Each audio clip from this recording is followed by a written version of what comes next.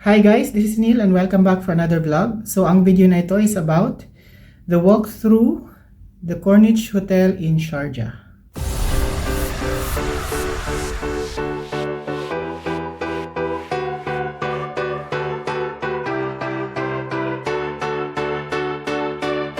So before ako mag-check out dito, gagawin ko muna itong walkthrough na ito para makita din kung ano yung meron sa hotel and ano yung mga facilities na pwedeng magamit dito kapag ikaw ay nag-check-in one day or in the future.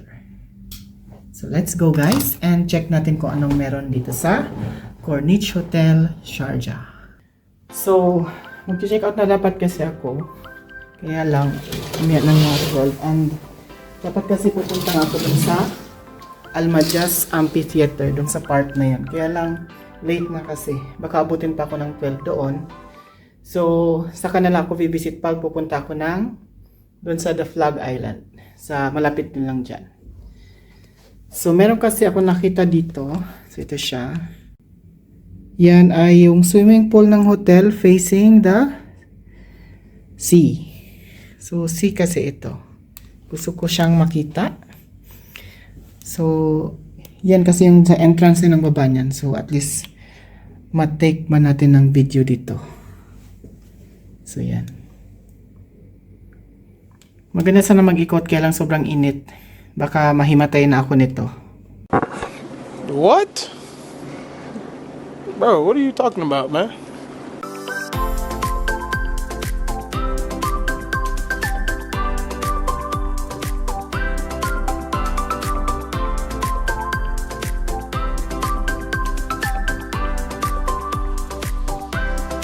So, ito pa yung isang pool. Ito sa kabilang side.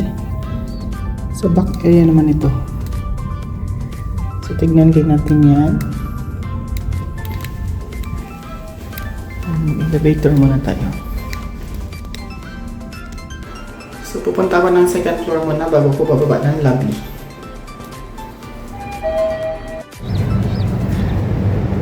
So, ayan yung pool. Lumabas lang ako dito para mag-check ng view.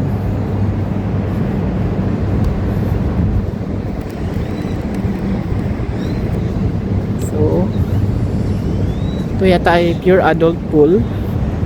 Maraming bird.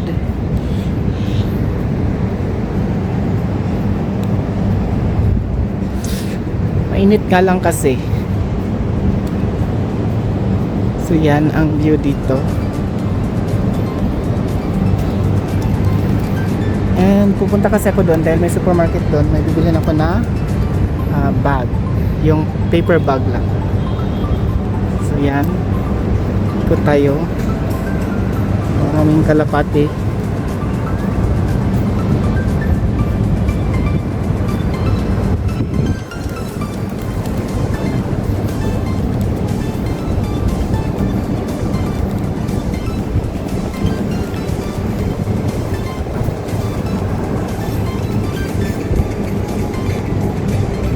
Yan.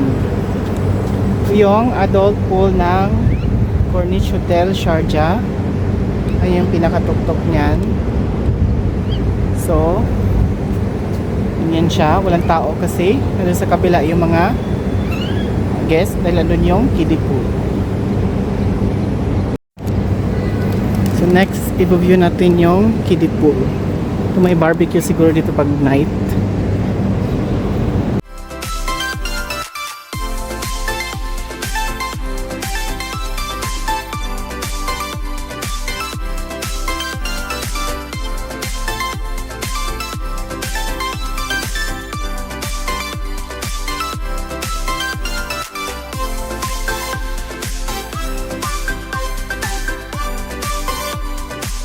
So all the guests is here outside here.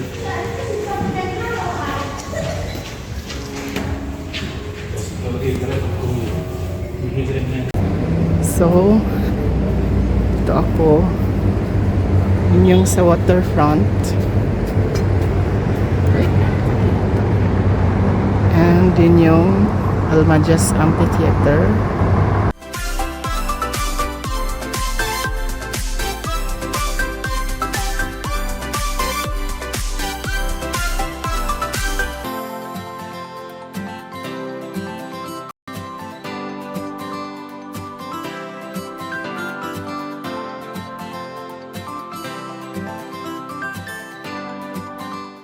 So yan daw ay sports center and fitness center. So dito naman tayo. Pupunta raw ito ng fitness center.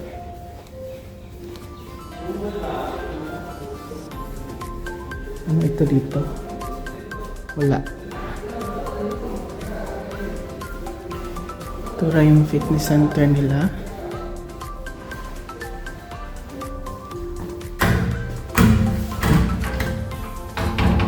Close pa. So close siya.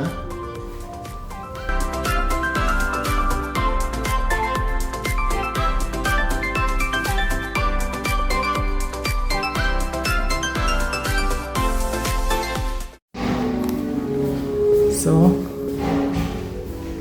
punta na tayo dito. Baba na tayo ngayon.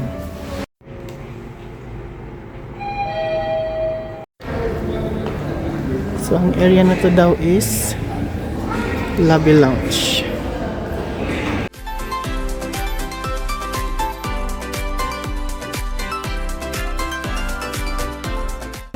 So, another side of the lobby.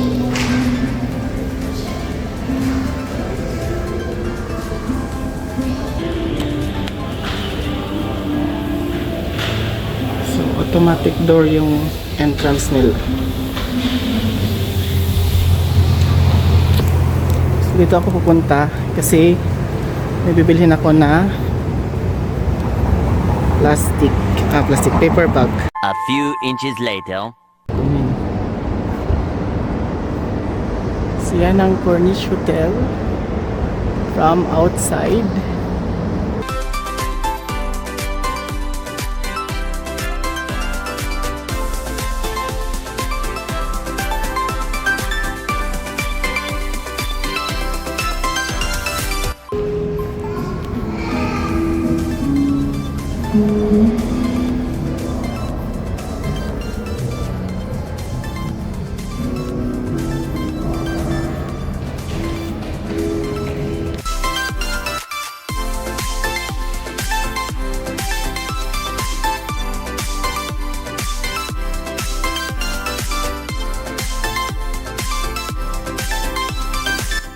So yan, papunta na ako ng room kasi mag-check out na ako.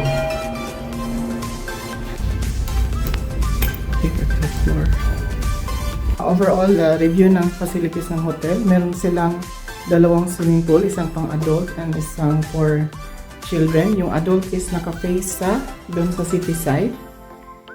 Yung adults with children pool is naka-face dito sa lagoon side.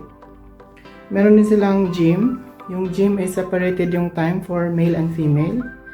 And sports center pero hindi pa siya open din. And yun, duman ako ng lobby. Kaya lang merong pumansin na hindi nga daw pwede dahil akala nila binibidyohan ko sila. Which is, sabi ko nga aware ako na bawal mag-take ng video ng ibang tao nang hindi nagpapaalam or walang permission. So sinabihan ko yan sila ng ganun. Kasi yung ibang guest akala nila kasama sila sa videos. So yun. Kailangan maging maingat talaga sa pag-take ng video kasi hindi lahat ng tao is willing na mapunta sa harap ng camera. So as I am vlogging, so magsasalita talaga ako sa camera or sa video. Kaya naman yun ang pinaka important na i-consider each time na kailangan mag-vlog in anywhere yan. Kahit saang lugar or kahit saang bansa pa tayo pumunta. Lalo dito at meron silang something na very sensitive. Yung sensitivity kasi ng mga locals dito is very very much high. So yun yung isa sa pinaka-iingatan natin kapag nagvo-vlog sa mga areas na gaya nito. So yun, i-end ko na tong vlog kasi mag-check out na rin ako at mag-check in ako doon sa next hotel ko which is located sa heart of Sharjah. So thank you for watching my walkthrough at the Corniche Hotel Sharjah. Please don't forget to like, comment, and subscribe kung meron kayong mga updates or any suggestions or clarifications about sa vlog na to.